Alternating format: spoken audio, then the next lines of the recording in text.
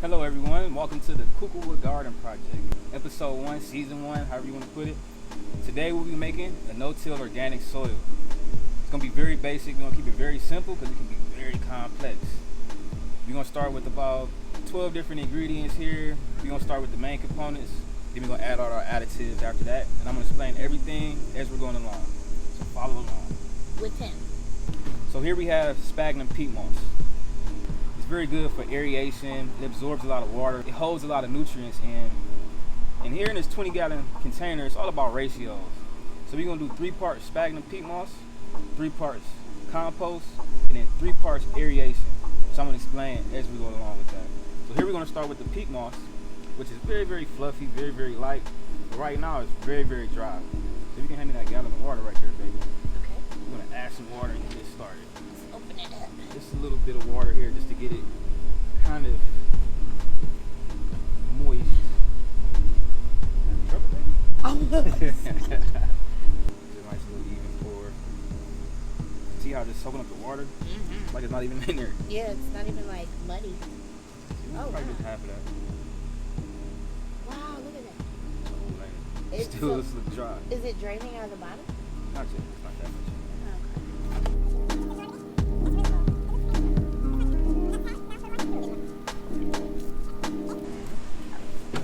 Alright, so I'm gonna work it in a little bit just to get it started. You wanna help me, baby? Yes. Let's get my gloves dirty. Mm-hmm. Ooh, feel the water a little bit. Yeah.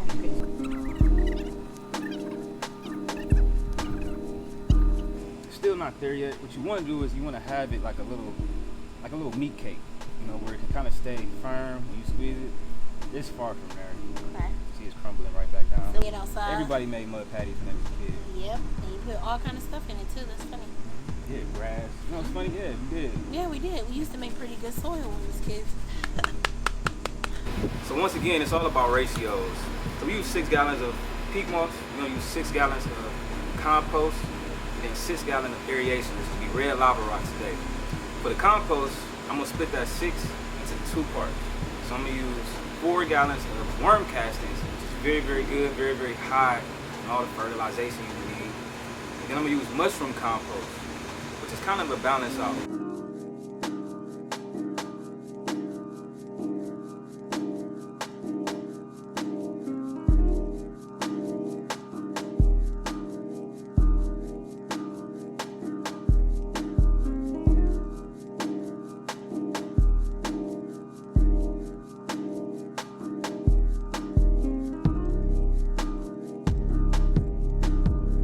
So now that we have all the base ingredients in, we're gonna give it a nice little mix.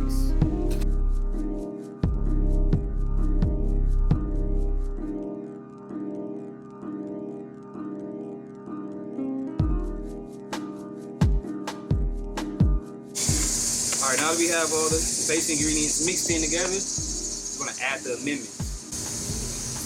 We're gonna start with alfalfa meal. Alfalfa meal is good with tricatinol, which is a growth hormone. It's all around good for the plant. We're gonna add 3 cups of that right into the soil, evenly over the top. Then we're gonna add crab meal. Remember what I told you about crab meal, the hormone chitin? Yeah, this is the one that's really made out of crab shells, right? Grind up crab shells. And it's like the immune booster. It's an immune booster. So what it does is tricks the plants into believing it's under attack because the triton chemical in there is the same chemical that's found in all insects. So if it's in the soil, the plant actually thinks it's being under attack. It's going to naturally become stronger over time to fight off the invisible insects that's not even there. That's Go ahead, cool. pour that on top of it. I'm going to use a cup and a half of this. And this is all based on the ratio of the amount of soil we have.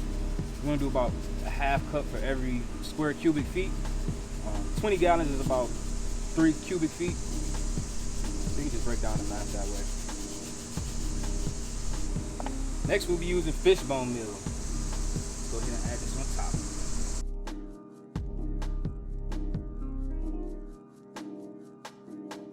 Next we'll be using kelp meal. Kelp meal is real good. It's one of the fastest growing plants on the earth. Kelp. So think about that. And that smells like fish. And it smells like ocean water. It smells like the ocean. It has about 70 different vitamins in here, minerals, all kind of stuff. Just good for the plants, all around good. Go ahead and add that, baby. A cup and a half of that.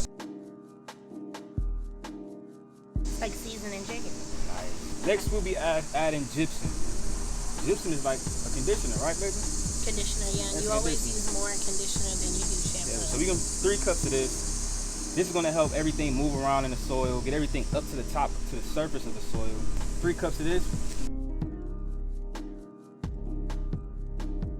Next we'll be using Dolomite lime.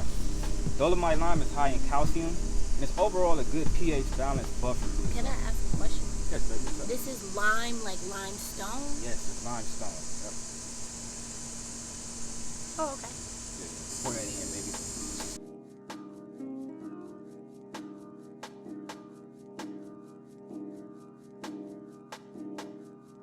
The next 2 ingredients, I'm learning to be very controversial in the soil community. This is bone meal and blood meal. These are 2 things that people are starting to drift away from because they want a more vegan organic soil. But this is blood meal from animals. Who knows who died to be part of this blood meal. And this is bone meal. Once again, who knows? I see eyelashes in here. Only use a cup of this each.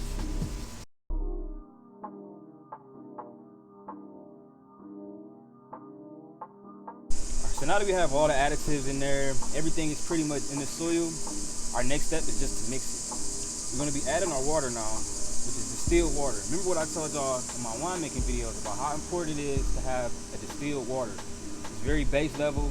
There's nothing adding into the water that might harm the soil. It's just a very balanced starting point. So go ahead and pour the rest of that in there, baby. All right.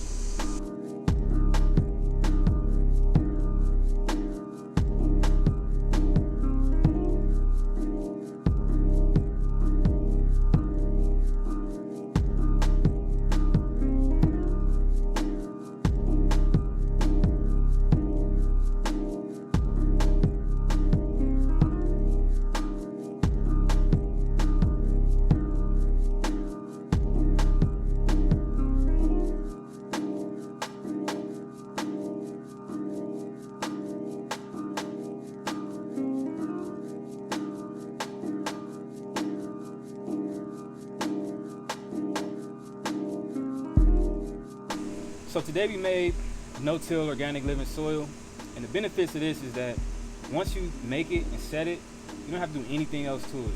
It's a no-till organic living soil. It's a living thing. It's going to do everything it has to do with inside of itself.